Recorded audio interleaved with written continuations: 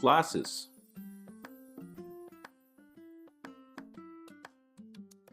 Classes. Because Python is object-oriented programming language, so classes are very important thing to know, and it's very effective rule in writing codes. Classes can be represented real-world things exactly like a blueprint. Almost everything in Python is objects, but classes are just like a blueprint, but classes themselves are not objects. Classes can create objects that are called instances. To create a class, simply we can do as keyword class, your class name, parentheses, colon.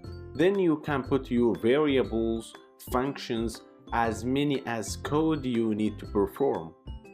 Note, first letter of the class name is always capital.